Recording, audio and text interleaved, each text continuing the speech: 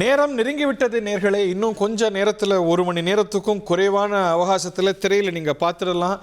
தேர்தல் ஆணைய பேக்ட்ராப்பில் காட்சிகள் வர ஆரம்பிச்சிடும். தேர்தல் ஆணையர்கள் வந்துடுவாங்க. தேர்தல் தேதி அறிவிக்கக்கூடிய நேரமும் நெருங்கி கொண்டிருக்கிறது. இது பற்றிய முக்கிய தகவல்களோடு நிறைய இன்சைட்ஸோடு இணையறார் Rameshkumar. Ramesh, over to you.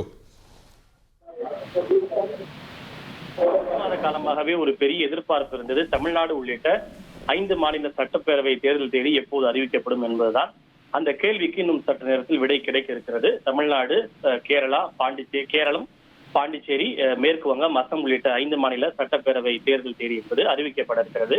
இதில் குறிப்பாக இந்த 5 மாநிலங்களில் வாக்காளர் பட்டியல் சிறப்பு தீவிர திருத்தம் நடத்தப்பட்ட பிறகு நடைபெறுகின்ற முதல் தேர்தல் என்பது குறிப்பிடத்தக்கது. தமிழ்நாட்டை பொறுத்த வரைக்கும் ஒரே கட்டமா தேர்தல் நடத்தணும், அப்படி தேர்தல் நடத்தும் போது உள்ளூர் திருவிழாக்களையும் கருத்தில் கொள்ளணும் அப்படின்னு பெரும்பாலான அரசியல் கட்சிகள் தேர்தல் ஆணையத்துக்கு ஒரு கோரிக்கை ஒன்றை விடுத்திருந்தாங்க. அதை நாங்க கவனத்துல கொள்றோம் அப்படின்னு தேர்தல் ஆணையம் தெரிவித்திருந்தாங்க. மொத்தம் எனக்கு கிடைக்கிற தகவலின்படி எலெக்ஷன் கமிஷன் ஒரு 3 தேதியை ஃபைனலைஸ் செய்து வைத்திருப்பதாக ஒரு தகவல். அதாவது ஏப்ரல் 22, ஏப்ரல் 26, ஏப்ரல் 30 இந்த 3 தேதிகள்ல ஏதாவது ஒரு தேதியில ஏப்ரல் 22, ஏப்ரல் 26, ஏப்ரல் 30 இந்த 3 தேதிகள்ல ஏதாவது ஒரு தேதியில தமிழ்நாட்டுக்கு தேர்தல் இருக்கும். அநேகமா அது ஏப்ரல் 26ஆக இருக்கும் என்று ஒரு தகவல் கிடைத்திருக்கிறது. மற்ற ஏப்ரல் 22, 20, 30 ஆகிய தேதிகள்ல மேற்கு வங்கம், அசாம் உள்ளிட்ட மாநிலங்களுக்கு 2 கட்டங்களாகவோ 3 கட்டங்களாகவோ தேர்தல் நடைபெறலாம் அப்படின்னு தேர்தல் ஆணையத்துல இருந்து ஒரு சில தகவல்கள் வெளியாகி இருக்கு. இதுல என்ன ஒரு முக்கியமான விஷயம்னா, தேர்தல் நடந்து முடிஞ்ச அடுத்த ஒரு சில நாட்களிலேயே வாக்கு எண்ணிக்கையும் அறிவிக்க வேண்டிய ஒரு கட்டாயம் தேர்தல் ஆணையத்திற்கு ஏற்பட்டிருக்கு. ஏன்னா தமிழ்நாட்டு சட்டப்பேரவையோட பதவிக்காலம் மே 10ஆம் தேதியோடு நிறைவடைகிறது. அதே போல மேற்கு வங்கத்தினுடைய சட்டப்பேரவை பதவிக்காலம் மே 7ஆம் தேதியோடு நிறைவடைகிறது. அப்போ ஏப்ரல் 30ஆம் தேதி தேர்தல் நடைபெறுகிறது என்றால் மே 1 அல்லது 2 ஆகிய தேதிகள்ல வாக்கு எண்ணிக்கை நிறைவடைந்தால்தான் அடுத்த 5 நாட்களுக்குள்ளாக புதிய அரசு அமைக்க முடியும். மற்ற 3 மாநிலங்களை பொறுத்த வரைக்கும் பிரச்சனை இல்லை. இப்ப பாண்டிச்சேரியெல்லாம் ஜூன் 15 வரைக்கும் அவங்க சட்டப்பேரவையோட பதவிக்காலம் இருக்கு. அதே போல நீங்க கேரளாவை பொறுத்த வரைக்கும் மே 23 வரைக்கும் இருக்கு. அசாமை பொறுத்த வரைக்கும் மே 20ஆம் தேதி வரைக்கும் சட்டப்பேரவை பதவிக்காலம் இருக்கு. ஆனால் தமிழ்நாடு மற்றும் மேற்கு வங்கம் இரண்டும் ஒரு மே 10ஆம் தேதிக்குள்ளேயே அவங்களுடைய பதவிக்காலம் முடிவடைகிறது என்பதால் அதற்குள்ளாகவே வாக்கு எண்ணிக்கை, அதாவது மே 2 அல்லது 3 அந்த தேதிக்குள்ளேயே வாக்கு எண்ணிக்கை இருந்தால்தான் வெகு விரைவாக அந்த நடைமுறை எல்லாம் முடித்துவிட்டு புதிய அரசு பதவியேற்க ஏதுவாக இருக்கும். கடந்த முறை என்ன நடந்ததுன்னா உங்களுக்கு ஞாபகம் இருக்கும். ஏப்ரல் 6ஆம் தேதி தமிழ்நாடு சட்டப்பேரவைக்கு தேர்தல் நடந்தது. வாக்கு எண்ணிக்கை மே 2 நடந்தது. அப்போ ஒரு பெரிய விமர்சனத்துக்கு உள்ளாச்சு. தேர்தலுக்கும் வாக்கு எண்ணிக்கைக்கும் 1 மாத கால இடைவெளியா, இவங்க மின்னணு வாக்குப்பதிவு எல்லாம் மாற்றுவதற்கான ஏற்பாடு, தேர்தல் முடிவுகளை மாற்றுவதற்கான ஏற்பாடு, எதற்கு இவ்வளவு இடைவெளி விடணும் அப்படின்னு பல விமர்சனங்கள் எழுந்தது. வாக்கு எண்ணக்கூடிய மையங்களின் முன்பு அந்த கட்சியினர் பாதுகாப்பு பணியில ஈடுபடணும்னா கூட பல கட்சிகள் சொல்லியிருந்தாங்க.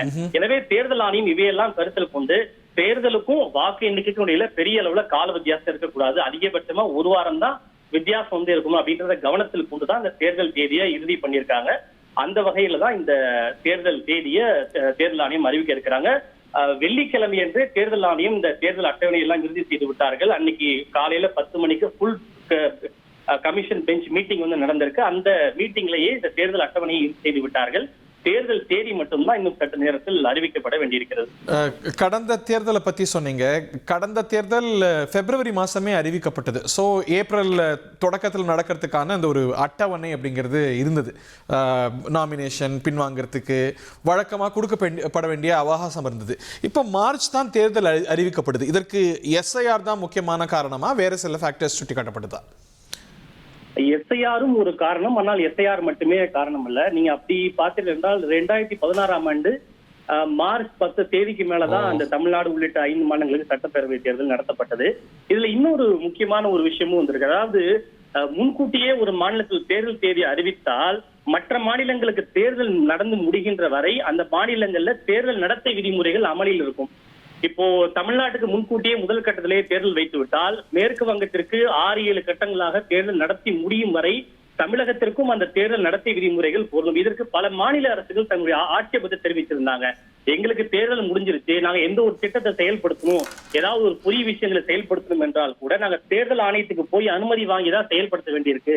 எனவே இந்த தேர்தல் நடத்தை விதிமுறைகள் அமல்படுத்தப்படுற காலத்தை வந்து சுருக்கணும்னு சில கட்சிகள் எல்லாம் தொடர்ந்து கோரிக்கை விட்டு இருந்தாங்க.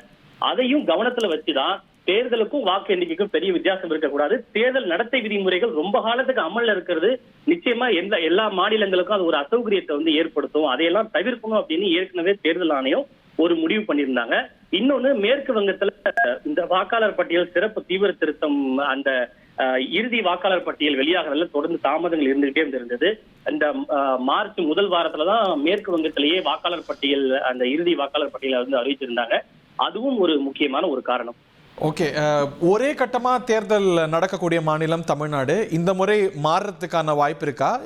பொலிட்டிக்கல் பார்ட்டிஸோட இன்புட்ஸ் வாங்கும்பொழுது நாம் அறிந்தவரை அநேகமான கட்சிகள் ஒரு கட்டமாக தான் தேர்தல் நடத்த விரும்பி இருக்கிறாங்க. அப்படித்தான் வருமா, இல்லை மாறுறதுக்கான வாய்ப்பு இருக்கா? இல்லை, பொதுவாகவே பல கட்டங்களாக தேர்தல் நடத்தப்படுவதை பெரும்பாலான அரசியல் கட்சிகள் விரும்புவதில்லை. காரணம், இது வந்து பாஜக தனக்கு சௌகரியத்திற்காக பல கட்டங்களாக தேர்தல் ஆணையத்தை வைத்து தேர்தல் நடத்திக் கொள்கிறது என்ற விமர்சனங்கள் பல கட்சிகளாக தொடர்ந்து முன்வைக்கப்படுகிறது. எனவே பெரும்பாலான அரசியல் கட்சிகளை பொறுத்தவரை ஒரே கட்டமாக இருந்துவிட்டால் அது மிக எளிதாக போய்விடும் என்பதுதான் அவர்களுடைய ஒரு எண்ணமாக இருக்கிறது. எனவே தமிழ்நாட்டை பொறுத்த வரைக்கும் பெரிய அளவுல அங்க வன்முறைகளுக்கோ அல்லது மோதல்களுக்கோ இடம் இருக்காது. ரொம்ப சுமூகமாக வந்து தேர்தல் வந்து நடக்கும். தேர்தல் ஆணையம் பொறுத்த வரைக்கும் பல கட்டங்களாக தேர்தல் நடத்துறதுக்கு ஒரு முக்கியமான காரணம், எங்கேயாவது வந்து வன்முறை இருக்கும் அல்லது பிரச்சனை இருக்கும் என்று நினைத்தால் மட்டும்தான் அங்க பல கட்டங்களாக தேர்தல் நடத்துவாங்க. தமிழ்நாடு, கேரளா, பாண்டிச்சேரியை பொறுத்தவரைக்கும் அந்த பிரச்சனை இல்லை. எனவே அங்கெல்லாம் ஒரே கட்டமாக தான் தேர்தல் நடத்துவாங்க. இப்ப மேற்கு வங்கத்தை பொறுத்த வரைக்கும் ஏன் அங்க பல கட்டங்களா நடத்தப்படுகிறது என்றால், அங்க வந்து அங்க பல மேற்கு வங்கம் தேர்தல் காலங்கள்ல வன்முறைக்கு பெயர் பெற்ற ஒரு மாநிலம். எனவே அங்க வந்து தேர்தல் காலங்கள்ல தான் அந்த பூத் கேப்சரிங், மின்னணு வாக்குப்பதிவு இயந்திரங்களை பறிச்சுட்டு ஓடுறது, இதெல்லாம் ரொம்ப நிறையவே நடக்கும். தேர்தலுக்கு பிறகும் கூட வன்முறைகள் தொடர்ந்து நடக்கும். 2021 தேர்தலையே நம்ம அதை கண்கூடா வந்து பார்த்தோம். பல இடங்கள்ல பூத் கேப்சரிங் இந்த மாதிரியான விஷயங்கள்லாம் ரொம்ப நடந்தது. எனவே தான் மேற்கு வங்கத்துல ஒரே நேரத்துல தேர்தல் நடத்தினா அங்க பாதுகாப்பை வந்து செய்ய முடியாது அப்படின்ற ஒரே காரணத்துக்காக தான் அங்க 2-3 கட்டங்களாக தேர்தல் நடத்தப்படுகிறது. மற்ற மாநிலங்களை பொறுத்த வரைக்கும் அந்த பிரச்சனை இல்லை. அஸ்ஸாமை பொறுத்த வரைக்கும் அது வடகிழக்கு மாநிலம், அங்க சில பிரிவினைவாத அமைப்புகளால பாதுகாப்பு பிரச்சனை இருக்கிறது என்பதால் அங்க பொதுவாகவே அங்க 2 கட்டங்களாக நடத்துவாங்க. மற்றபடி பாண்டிச்சேரி, கேரளம், தமிழ்நாடை பொறுத்த வரைக்கும் பெரிய அளவுல எந்த பிரச்சனையும் இல்லை. எனவே அங்க ஒரே கட்டமா தேர்தல் நடத்துவதுதான் தேர்தல் ஆணையத்துடைய ஒரு எண்ணமாக இருக்கிறது. ஃபிங்கர்ஸ் கிராஸ், நம்ம பொறுத்திருந்து பார்ப்போம். உங்கள் தந்தி1 தொலைக்காட்சியில் காதலும் கலகலப்பும் நிறைந்த ஒரு புத்தம் புதிய ஃபேண்டசி தொடர் ராஜா ராணி தினமும் இரவு 8 மணிக்கு.